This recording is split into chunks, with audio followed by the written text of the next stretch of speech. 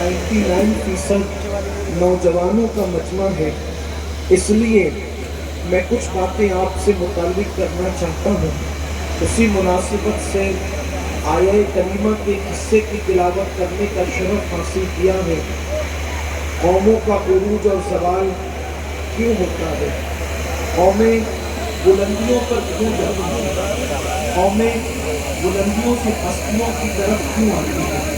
قومیں آسمانوں کی بلندیوں کو کب چھوتی ہیں؟ قومیں آسمانوں کی بلندیوں سے کب گرتی ہیں؟ اس وقت پوری دنیا میں دو چار ہیں وہ ہماری نگاہوں کے سامنے ہیں۔ مسلمان ایک زندہ قوم تھی، مسلمان ایک تابندہ قوم تھی، مسلمان اپنے ناخن تدبیر سے قوم کی تدبیروں کو سنوارنے کا کام کرنے والی قوم تھی۔ مسلمانوں کا حال یہ تھا، کبھی اذانیں، کبھی یورپ کے کلیساؤں میں اور افریقہ کے پھٹتے تپتے ہوئے صحراؤں میں دشت تو دشت ہے۔ بھائی دیکھو آپ کو وہاں جگہ مل جائے گی، وہاں پہ آپ بیٹھ جاؤ گے ان کے آگے۔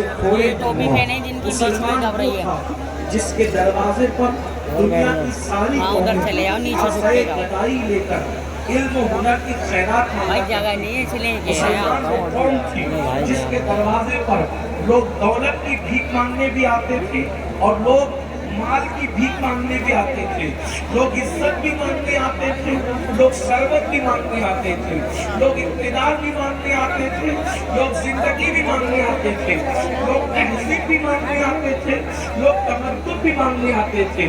کلچر لوگوں کو سکھانے والی قوم کا نام قوم مسلم ہے۔ زندگی سکھانے والی قوم کا نام قوم مسلم ہے۔ بنی لے آؤ، بوتل لے لیں۔ پکڑنے کا شعور نہیں تھا، قلم پکڑنے کا شعور جس نے دیا ہے اسے قوم مسلم کہتے ہیں۔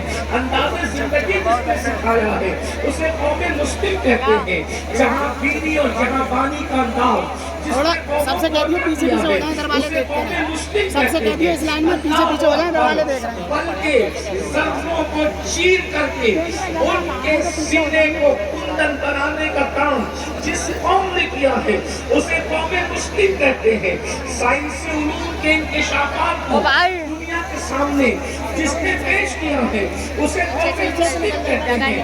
یہ وہ قوم ہے، اللہ اکبر، جس قوم کی ہو دیکھ کر کہنے والے نے کہا ہے اللہ اللہ، دیوان گانے عشق محمد کو دیکھ گھبرا گئی ہے گردش دورہ، کبھی کبھی گردن میں ہاتھ ڈالے ہیں ماہ و نجوم نے، گزرا ہے ان حدوں سے مسلمان کبھی کبھی۔ مسلمانوں اپنی عظمت کو پہچانو، تم وہ ہو جس کے دروازے پر کاسے گدائی لے کر تہذیب اور تمدن کی بھیک مانگی گئی ہے، ثروت و عزت کی خیرات مانگی گئی ہے۔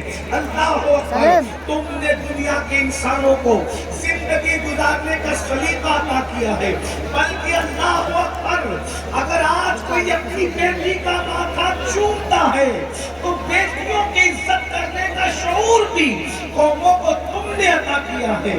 اللہ اکبر، ورنہ تم سے پہلے تو بیٹیاں زندہ دفن کی جاتی تھی۔ اگر آج کوئی اپنی بیوی کے ساتھ محبت اور پیار سے پیش آ رہا ہے تو اللہ اکبر، یہ سلیقہ بھی تم نے عطا کیا ہے۔ جب اللہ اکبر شوہر کی چتا پر بیوی کو، بیوہ کو زندہ جلایا جاتا تھا، اس وقت 2 مرتبہ بیوہ ہونے والی خدیجہ کو ہمارے نبی نے ام المومنین بنا کر کے اللہ اکبر لوگوں کو بتایا کہ یہاں بیواؤں کو ناموس نہیں سمجھا جاتا، بلکہ اللہ اکبر بیوہ کو بلکہ ایک بار نہیں 2 مرتبہ بیوہ ہونے والی خاتون کو پوری کائنات کے مومنین کی ماں بنا دیا جاتا ہے۔ اللہ اکبر، وہ قوم جس نے 1000 سال سے زیادہ اس دنیا پر حکومت کی ہے، آج اس قوم کا حال کیا ہو گیا ہے۔ وہ قوم روٹی کے ٹکڑے کو ترس رہی ہے، وہ قوم علمی معیار کے اعتبار سے اللہ اکبر ذلیل اور غزیر کام کرنے والی دنیا کے उन लोगों से भी ज्यादा पीछे होते चले जा रहे हैं। अल्लाह अकबर। अंदाजा तो फरमाए गुर्बत की चक्की में वो कौम पिस रही है जिसने 1000 साल से ज्यादा कायनात पर हुकूमत की है। मेरे आका ने सलात व तस्दीक के प्यारे दीवानों, उसकी वजह क्या है? तो कुरान उसकी वजह बयान करता है कि अल्लाह ला युगय्यिरु मा बिकौमिन हत्ता युगय्यिरु मा बिअनफुसिहिम। अल्लाह रब्बुल इज्जत उस वक्त तक किसी कौम की हालत को नहीं बदलता, यानी अल्लाह पाक किसी कौम से उस वक्त तक नेमत को नहीं छीनता जब तक कि वो कौम खुद ऐसे हालात पैदा न करे। यानी अल्लाह नेमत देता है, अल्लाह इज्जत देता है, अल्लाह शोहरत देता है, अल्लाह हुकूमत देता है, अल्लाह सरबत देता है, अल्लाह ताकत देता है, अल्लाह कुव्वत देता है। वो तो देने ही वाला है, देने के उसको अंदाज आते हैं, लेकिन जब लेने वाले अल्लाह की नेमतों को लेकर उसका मिसयूज करते हैं, उसका गलत इस्तेमाल करते हैं, वो अल्लाह तबारक व तआला फिर उस नेमत को छीन लिया करता है। मेरे प्यारे आका ने सलात व तस्दीक के प्यारे दीवानों, आप मुझे बताएं, मेरी कौम के जवानों मुझे बताएं, अल्लाह अकबर, अल्लाह ने मुसलमानों को कितना नवाजा था। एक दौर वो भी आया था कि यमन की सरजमीन से एक शख्स ज़कात की रकम लेकर के चलता है और यमन से वो मदीने मुनव्वरा तक आता है और कोई गरीब तलाश करता है ताकि उसे ज़कात दी जा सके। मगर यमन से लेके मदीने मुनव्वरा तक 1 महीने की मुसाफत है, कितनी दूर तक के कोई गरीब नजर नहीं आता, कोई भिखारी नजर नहीं आता, कोई मिस्कीन नजर नहीं आता, कोई फकीर नजर नहीं आता मुसलमानों में कि जिसको ज़कात दी जा सके। आप मुझे बताएं, ये सुनहरी दौर पुश्ते जमीन ने, चश्मे फलक ने देखा है कि कौमे मुस्लिम के अंदर यमन से लेकर मदीने मुनव्वरा तक कोई ऐसा बंदा न था कि जिसको ज़कात दी जा सके।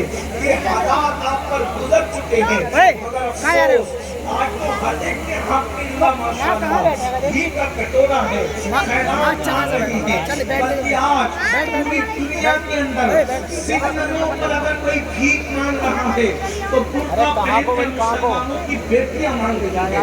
लौजों में सबसे ज्यादा अगर कोई बताओ किन जगह है तो कलेमा पढ़े बैठे क्यों है यार,